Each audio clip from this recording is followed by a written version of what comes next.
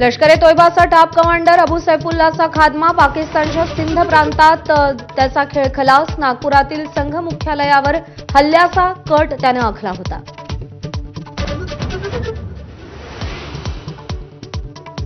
पाकिस्ताननं शस्त्रसंधीचं उल्लंघन केलं तर जशास तसं उत्तर मिळेल. भारताच्या लष्कराकडून भूमिका स्पष्ट. 18 तारखेपर्यंत शस्त्रसंधीचा दावा करणारा पाकिस्तान तोंडघशी.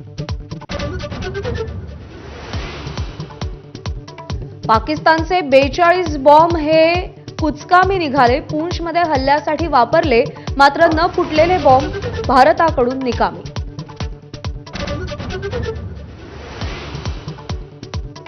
परराष्ट्र व्यवहार संसदीय समितीची आज महत्वाची बैठक. परराष्ट्र सचिव विक्रम मिस्री युद्धबंदीनंतरची परिस्थिती आणि ऑपरेशन सिंदूरची माहिती देणार. ऑपरेशन सिंदूरच्या संसदीय शिष्टमंडळापासून तृणमूल काँग्रेस 4 हात लांब. खासदार युसुफ पठाण सहभागी होणार नसल्याची सूत्रांची माहिती, कारण मात्र अस्पष्ट.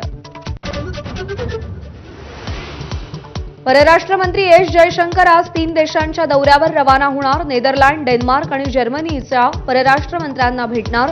चर्चेत पाकिस्तानचा पर्दाफाश करणार. पाकिस्तानसाठी हेरगिरी केल्याच्या आरोपाखाली अटक झालेली ज्योती मल्होत्रा आयएसआयच्या संपर्कात असल्याचा संशय. पाकिस्तानी व्हिसाच्या प्रयत्नात असणाऱ्यांवर आयएसआयची करडी नजर.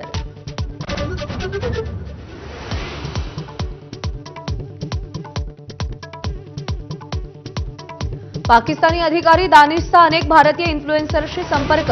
ज्योती मल्होत्राच्या चौकशीत माहिती. ज्योतीच्या फोनमध्ये पाकिस्तानी नंबर मिळाले, तर युट्यूबर मैत्रीण प्रियंकाचीही ओडिशामध्ये चौकशी.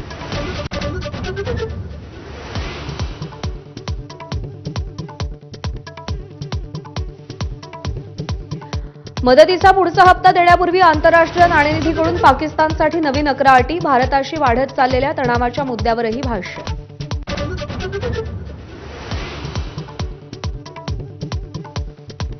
मध्य प्रदेशातील मंत्री विजय शहांच्या याचिकेवर आज सर्वोच्च न्यायालयात सुनावणी. कर्नल सोफिया कुरेशी यांच्यावर वादग्रस्त विधान केल्यामुळे ते अडचणीत आले होते.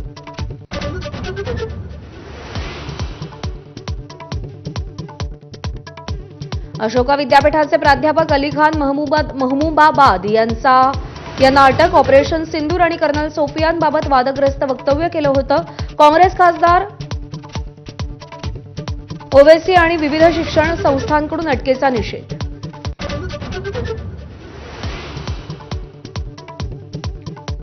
उपमुख्यमंत्री अजित पवार आज बीड जिल्हा दौऱ्यावर. जिल्हा नियोजन समितीची दुपारी बैठक. विविध विकास कामांचं लोकार्पण करणार.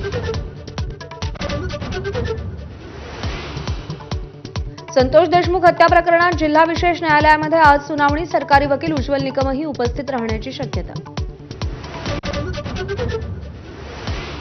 पुण्यातील पुरंदर विमानतळामुळे बाधित शेतकऱ्यांचे प्रश्न मार्गी लावा. शरद पवारांचा पालकमंत्री अजित पवारांना फोन. जिल्हाधिकारी लक्ष घालत असल्याचं अजित पवारांचं आश्वासन.